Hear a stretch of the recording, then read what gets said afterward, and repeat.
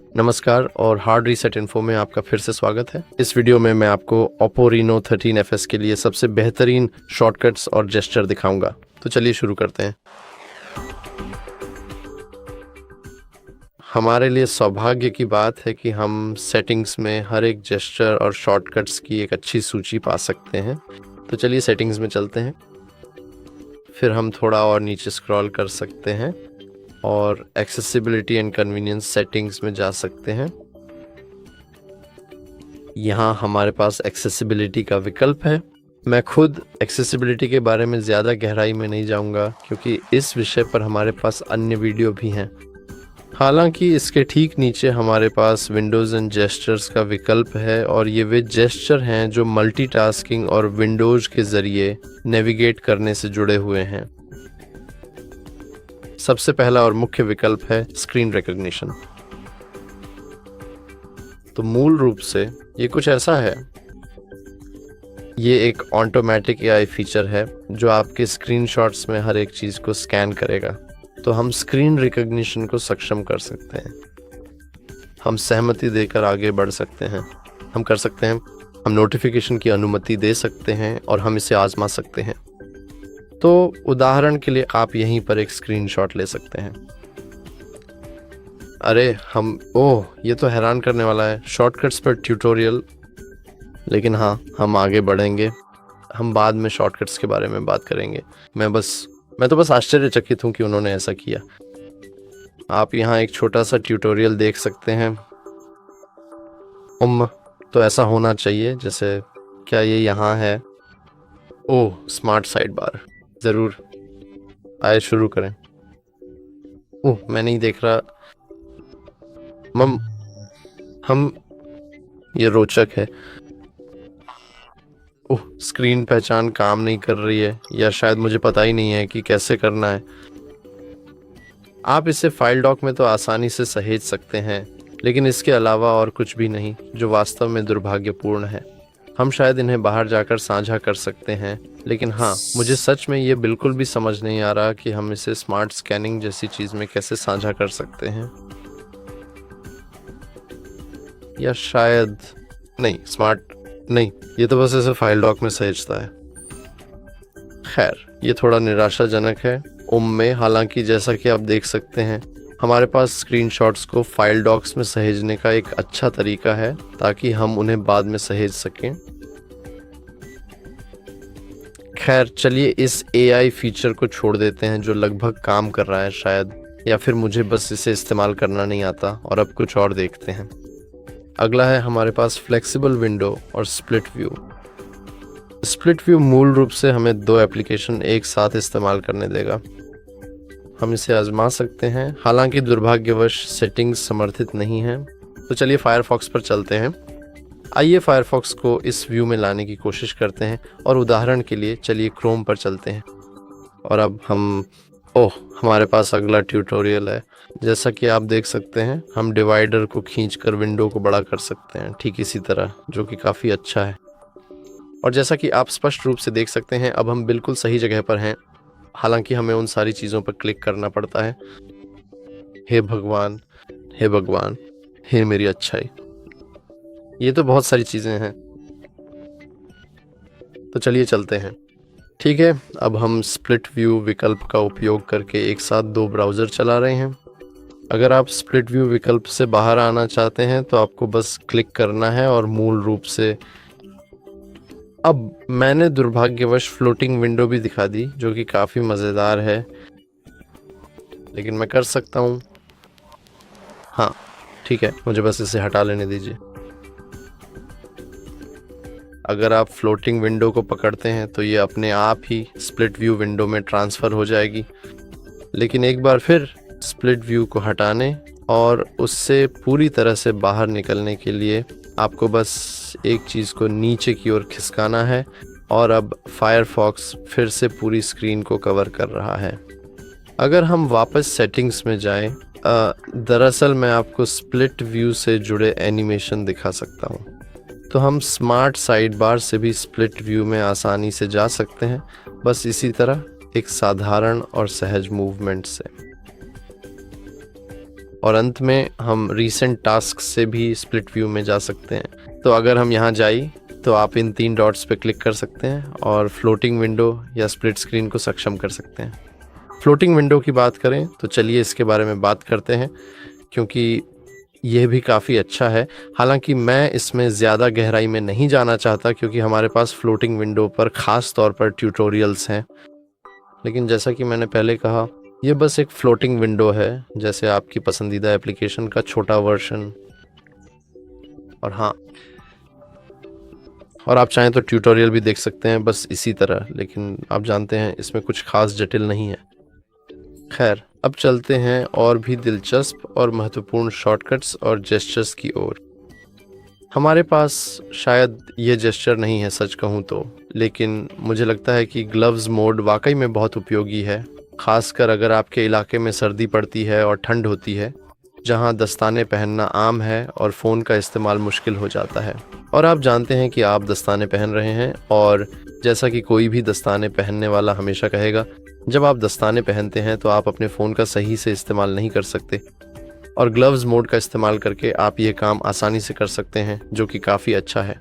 लेकिन अब वाकई में कुछ और दिलचस्प चीज़ की बात करें तो हमारे पास स्क्रीनशॉट का विकल्प है, और वह शॉर्टकट जो मैंने आपको पहले दिखाया था, यानी स्क्रीनशॉट लेने के लिए 3 उंगलियों से नीचे की ओर स्वाइप करना। हम अपने फ़ोन पर 3 उंगलियों को छूकर और होल्ड करके भी आंशिक स्क्रीनशॉट आसानी से ले सकते हैं, जिसे हम फिर तुरंत डिलीट कर सकते हैं या किसी के साथ शेयर कर सकते हैं, या फिर अपने डिवाइस में सुरक्षित रूप से सेव कर सकते हैं। मैं अभी के लिए इसे डिलीट कर रहा हूँ। इसे डिलीट कर दें। और फिर हमारे पास आखिरी शॉर्टकट भी है, जो है power and volume down button. हम आमतौर पर यही ये कर सकते हैं अगर हम power button and volume down पर जाएं, और आप इस तरीके से भी स्क्रीनशॉट ले सकते हैं।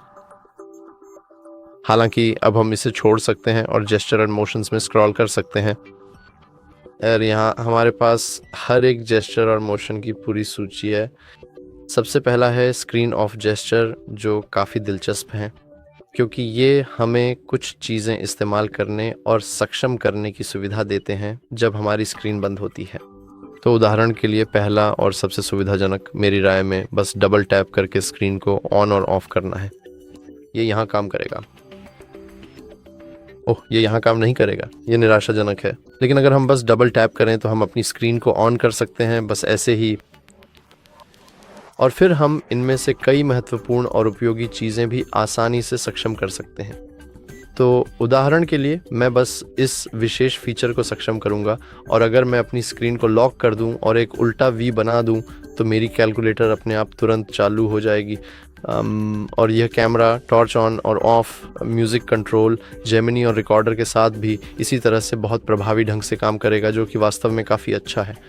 नीचे आते हुए हमारे पास स्क्रीनशॉट लेने की एक और महत्वपूर्ण सुविधा है, लेकिन वह मैं आपको पहले ही दिखा चुका हूँ। फिर हमारे पास वॉल्यूम बटन से टॉर्च ऑन या ऑफ करने का विकल्प है जब आपकी स्क्रीन बंद हो और बैकग्राउंड में कोई प्लेबैक ना चल रहा हो। ये एक काफ़ी उपयोगी विकल्प है। हालांकि मैं मोटरोला के चॉप मूव को पसंद करता हूँ टॉर्च चालू करने के लिए, क्योंकि मुझे लगता है कि ये कहीं ज़्यादा सुविधाजनक है। फिर हमारे पास एक फ़ीचर है जिसे एयर जेस्चर्स कहा जाता है। ये इस्तेमाल करने में काफ़ी दिलचस्प है, और बहुत से लोगों को तो इसके बारे में पता भी नहीं होता। हम मूल रूप से एयर कंट्रोल सेटिंग्स में जा सकते हैं और जेस्चर सीखने के लिए लर्न जेस्चर्स विकल्प पर जा सकते हैं, ताकि एक छोटा सा ट्यूटोरियल आजमा सकें। जैसा कि आप देख सकते हैं, हम अपने हाथ की पीठ को इस तरह नीचे की ओर इंगित करके पकड़ सकते हैं, और अब हम बस अपने हाथ को झटका देकर कॉल का जवाब दे सकते हैं, या हम कुछ ऐसा कर सकते हैं जो लगभग हमेशा काम करता है। अब आप लगभग 1.5 सेकंड तक पकड़ कर रख सकते हैं ताकि हमारी कॉल म्यूट हो जाए। हम एयर कंट्रोल में भी जा सकते हैं। तो चलिए चलते हैं कि कृपया जारी रखें। आइए ढेर सारी अनुमतियां दें और इसे सक्षम करें।